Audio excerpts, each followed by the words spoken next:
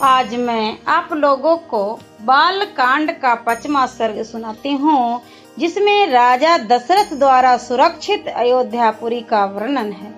यह सारी पृथ्वी पूर्व काल में प्रजापति मनु से लेकर अब तक जिस वंश के विजयशाली नरेशों के अधिकार में रही है, जिन्होंने समुद्र को खुदवाया था और जिन्हें यात्रा काल में 60,000 पुत्र घेर कर चलते थे, वे महाप्रतापी राजा सगर जिनके कुल में उत्पन्न हुए, इन्हीं इक्ष्वाकु वंशी महात्मा राजाओं की कुल परंपरा में रामायण नाम से प्रसिद्ध इन महान ऐतिहासिक काव्य की अवतारणा हुई है। हम दोनों आदि से अंत तक इस सारे काव्य का पूर्ण रूप से गान करेंगे। इसके द्वारा धर्म, अर्थ, काम और मोक्ष चारों पुरुषार्थों की सिद्धि होती है। अतः आप लोग दोस्त दृष्टि का परित्याग करके इसका श्रवण करें। कौशल नाम से प्रसिद्ध एक बहुत बड़ा जनपद है जो सरजू के किनारे बसा हुआ है। वह प्रचुर धन धान से संपन्न, सुखी और समृद्धशाली है। उसी जनपद में अयोध्या नामक एक नगरी है जो समस्त लोकों में विख्यात है। उस पुरी को स्वयं महाराज मुनि ने बनवाया और बसाया था। वह शोभाशालिनी महापुरी 12 योजन लंबी और 3 योजन चौड़ी थी। वहां बाहर के जनपदों में जाने का जो विशाल राजमार्ग था, वह पास में विविध वृक्षावलियों से विभूषित होने के कारण सुस्पष्टतया अन्य मार्गों से विभक्त जान पड़ता था। सुंदर विभाग पूर्वक बना हुआ महान राजमार्ग उस पुरी की शोभा बढ़ा रहा था। उस पर खिले हुए फूल बिखरे जाते थे तथा प्रतिदिन उस पर जल का छिड़काव होता था।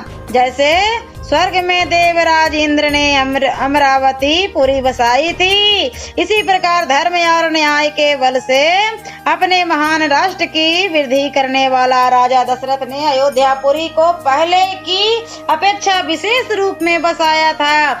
वह पुरी बड़े बड़े फाटकों और किवाड़ों से सुशोभित थी। उसके भीतर पृथक पृथक बाजारें थी। वहाँ सब प्रकार के यंत्र और अस्त्र शस्त्र संचित थे। उस पुरी में सभी कलाओं के शिल्पी निवास करते थे। स्तुति पाठ करने वाले सूत और वंशावली का बखान करने वाले मागध वहां भरे हुए थे। वह पुरी सुंदर शोभा से संपन्न थी। उनकी सुषमा की कहीं तुलना नहीं थी। वहाँ ऊंची ऊंची अट्टालिकाएं थी, उनके ऊपर ध्वज फहराते थे। सैकड़ों तोपों से वह पुरी व्याप्त थी। उस पुरी में ऐसे बहुत सी नाटक मंडलियां थी जिनमें केवल स्त्रियां ही नृत्य और अभिनय करती थी। उस नगरी में चारों ओर उद्यानों और आम के बगीचे थे।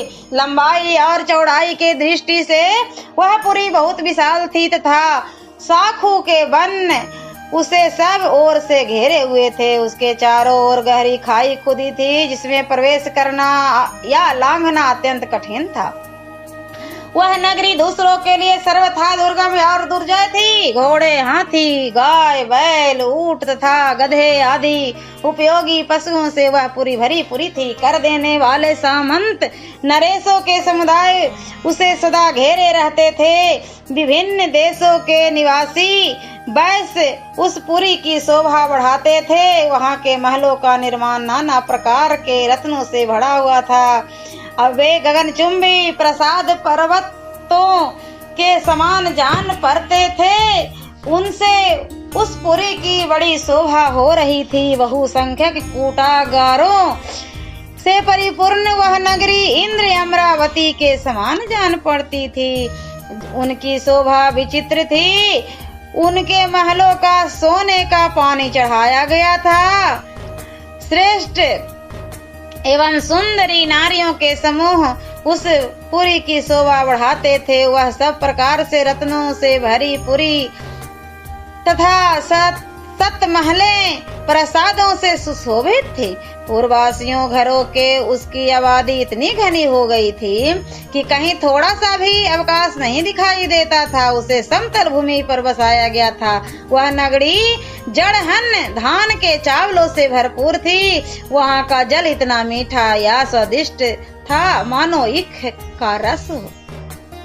भूमंडल वह सर्वोत्तम नगरी दुदुम्भी, मृदंग, वीणा, पावक आदि वाद्यों की मधुर ध्वनि से अत्यंत गूंजती रहती है। देवलोक में तपस्या से प्राप्त हुए सिद्धियों के विमान की भांति उस पुरी का भूमंडल में सर्वोत्तम स्थान था। वहाँ के सुंदर महल बहुत अच्छे ढंग से बनाए और बसाए गए थे। उनके भीतरी भाग बहुत सुंदर थे। बहुत से श्रेष्ठ पुरुष उस पुरी में निवास करते थे। जो अपने समूह से बिछुड़कर असहाय हो गया हो, जिसके आगे पीछे कोई न हो, तथा जो शब्द भेदी बाण द्वारा भेदने योग्य हो अथवा युद्ध से हार कर भागे जा रहे हो, ऐसे पुरुषों पर जो लोग बाण का प्रहार नहीं करते, जिनके सगे सधाए हाथ शीघ्रता पूर्वक लक्ष्य भेद करने में समर्थ हैं, अस्त्र शस्त्र के प्रयोग में कुशलता प्राप्त कर चुके हैं, तथा जो वन में गरजते हुए मतवाले सिंहों, व्याधों और सुअरों को तीखे शस्त्रों से एवं भुजाएं के बल से भी बलपूर्वक मार डालने में समर्थ हैं, ऐसे सहस्रों महारथी वीरों से अयोध्यापुरी भरी पुरी है। उसे महाराज दशरथ ने बसाया और पाला था। अग्निहोत्री सम दम आदि उत्तम गुणों से संपन्न तथा 6 अंगों सहित संपूर्ण वेदों से पारंगत विद्वान श्रेष्ठ ब्राह्मण उस पुरी को सदा घेरे रहते हैं। वे सहस्रों का दान करने वाले और सत्य में तत्पर रहने वाले थे। ऐसे महर्षि कल्प महात्माओं तथा ऋषियों से अयोध्यापुरी सुशोभित थी तथा राजा दशरथ उनकी रक्षा करते थे।